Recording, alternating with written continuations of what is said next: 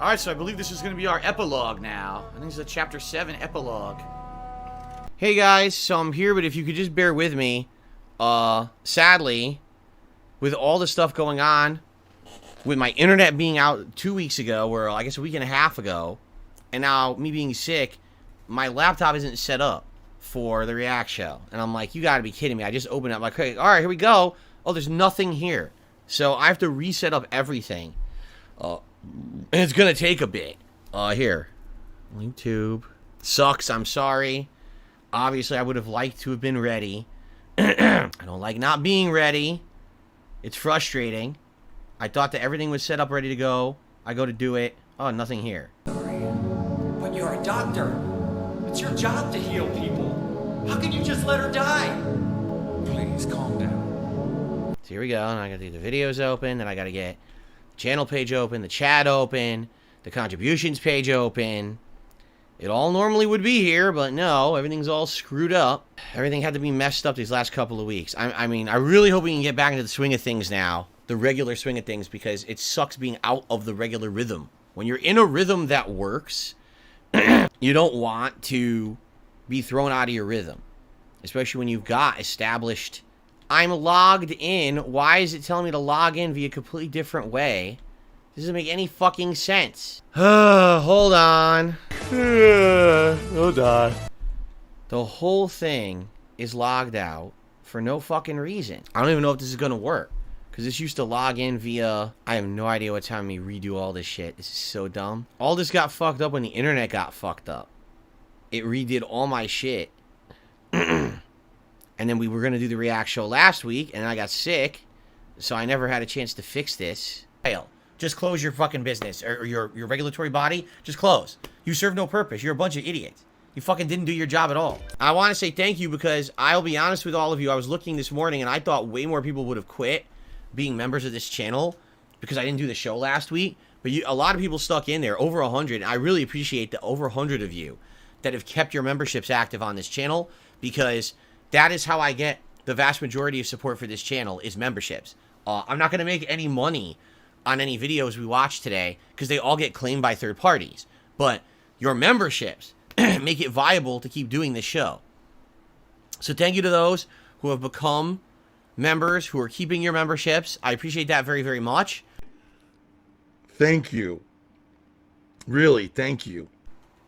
For the super chat. Now, guys, if you like the React show, I would ask if you could support today's stream in some way. The best ways would be super chats, memberships, give the memberships and tips, because sadly, I make no ad revenue on these videos. I guarantee you, every video we watch today will be claimed by a third party, and so it is your support via these other methods during the live streams that make this show continue to be viable. And I promise you, next week we will be back into more pertinent, timely content for the for the time of year. Okay?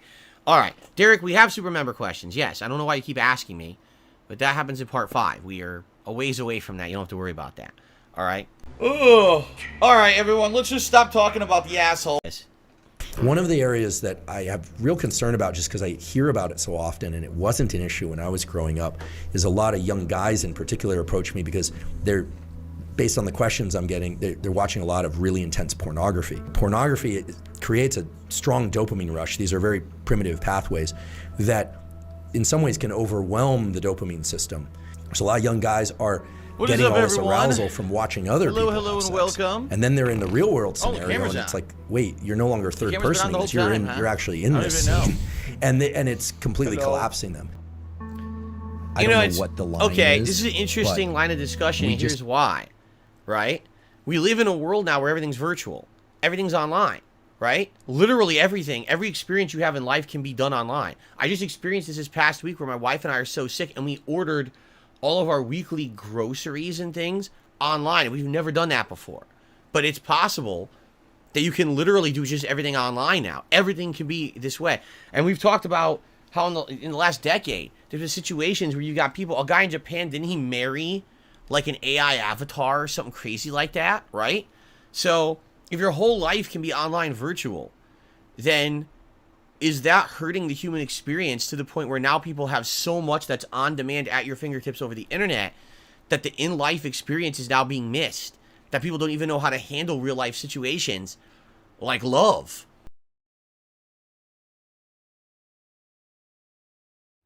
Okay?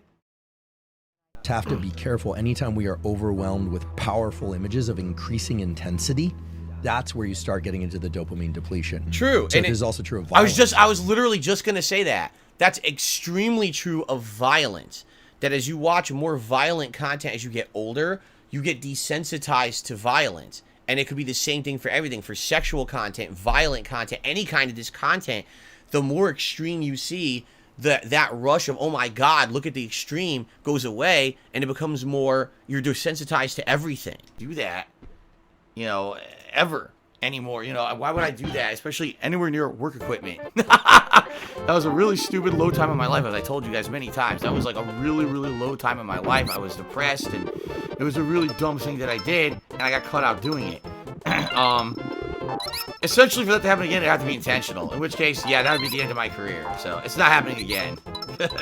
Now, knowing what we know about testosterone and dopamine and all these things, and ask, what is pornography doing to the brain?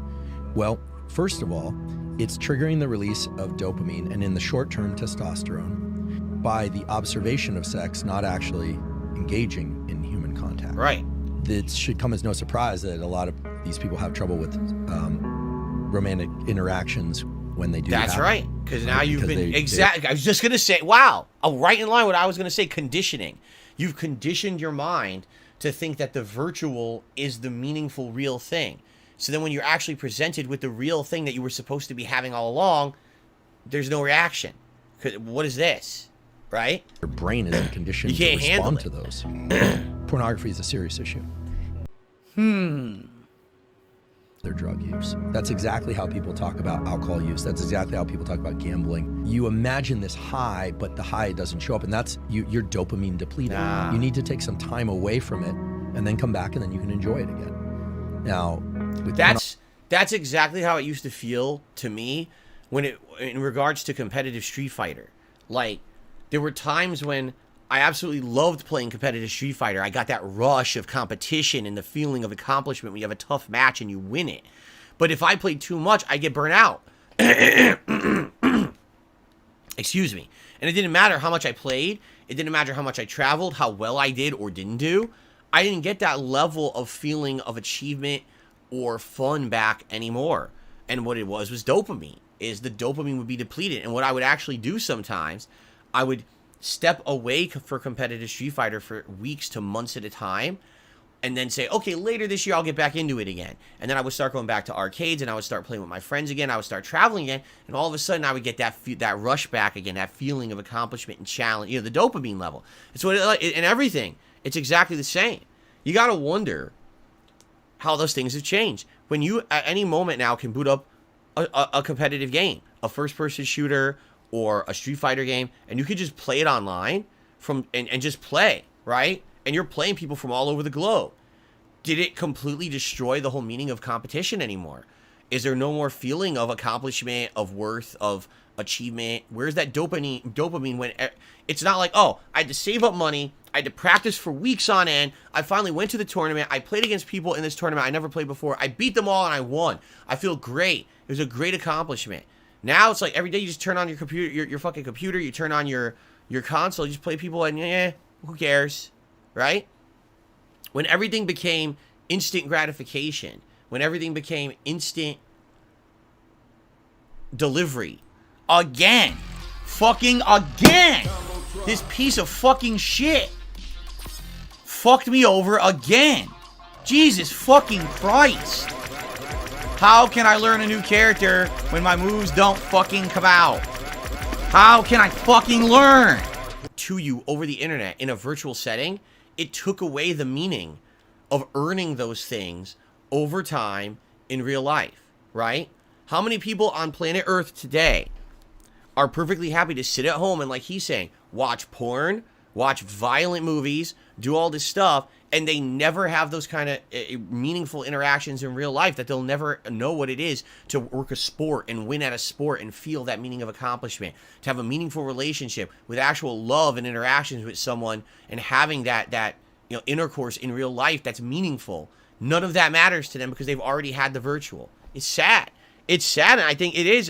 It's a situation where technology advances at such a rapid pace that as a human race, we don't sit there and evaluate it from the perspective of should we, not can we, but should we? Can we deliver all these things virtually? Should we? Because is it destroying the experience that it is to be a human, right? Are we losing the meaningfulness of life when everything is online virtual? Where is the dopamine? Where is the meaningfulness of earning something that's an accomplishment, that's a reward, that it's just instant and it's virtual and it's right now? Oh wait, what? People are saying you need what? People are saying you needed to be human? What?